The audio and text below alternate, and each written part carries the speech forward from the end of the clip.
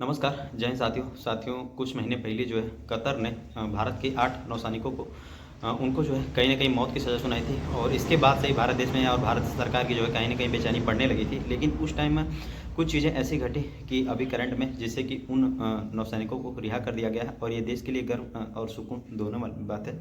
लेकिन आपको बता दें, भारत के मुख्य सुपरस्टार माननीय शाहरुख खान जी का रोल इसमें बताया जा रहा है। ये कहा जा रहा है कि हाँ, ये आरोप लगाया है। आपको बता देते हैं, भारतीय जनता पार्टी के नेता हैं माननीय सुब्रमण्यम स्वामी ने। उन्होंने ये कहा है कि मोदी सरकार और एस जयशंकर की बहुत बड़ी विफलता के बाद इस मैटर को सॉल्व करने के लिए मिस्टर शाहरुख खान को बुलाया गया है और उन्होंने इस मैटर को सॉल्व कराया है। तो आपको बता देते हैं कि इस मैटर को सॉल्व कराने का जो दावा किया गया था, अंत में शाहरुख खान की तरफ से ये क्लियरेंस दी गई कि मेरा इस मैटर में किसी भी प्रकार का कोई रोल नहीं है और ये जो भी किया है ये सब भारत सरकार के ही देना है और भारत सरकार की ही मेहनत के दम पे ये सारी चीज़ें पॉसिबल हो पाई हैं। तो ये इसमें रोल कहाँ तक है, कहाँ तक नहीं है। लेकिन कुछ महीने पहले जो है, कुछ साल पहले आपको बता देते हैं, शाहरुख खान के बेटे जो है आर्यन खान को कहीं न कहीं ड्रग केस में घसीटा गया था। उस टाइम उन्होंने कभी बयान जारी नहीं किया। उनकी फ़िल्म का बायकॉट होता है, फिर भी वो किसी तरीके की चुप्पी साधे रहते हैं। लेकिन इस पे उन्हें बोलना पड़ा, या तो मतलब जो भी चीज़ें हों।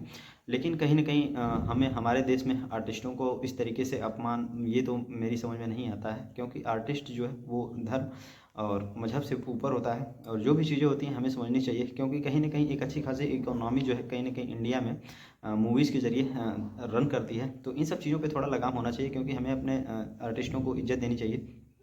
दूसरी चीज़, मैटर की सच्चाई कहाँ तक है, कहाँ तक नहीं, क्या सच में शाहरुख खान के दम पे ही ये सारी चीज़ें हुई, इसका आइडिया तो लगा पाना मुश्किल है। जो भी चीज़ें हुई हैं, लेकिन ये भारत के लिए काफ़ी खुशी और सुकून देने वाली खबर है। क्योंकि भारत के नौसैनिकों जिनको कहीं न कहीं मौत की सज़ा कतर ने सुना दी थी और 2 महीने बाद ही उनको रिहा कर दिया गया है। उस टाइम मोदी सरकार की काफ़ी खिंचाई हुई थी। लेकिन अगर सरकार ने ये खुद से किया है तो ये सरकार के लिए बहुत बड़ी अचीवमेंट है और भारतवासियों के लिए बहुत बड़ी अचीवमेंट है। साथ ही साथ उन 8 परिवारों के लिए भी बहुत बड़ी अचीवमेंट है जिनके घर के सदस्यों के साथ इस तरह की अनहोनी होनी थी और वो सारे के सारे सेफ जोन में आ गए हैं और भारत में आ चुके हैं। इस तरीके से मैं सरकार को उनके कार्यों के लिए बधाई देता हूँ। इस पे आपकी राय क्या है? कमेंट सेक्शन में ज़रूर बताएँ।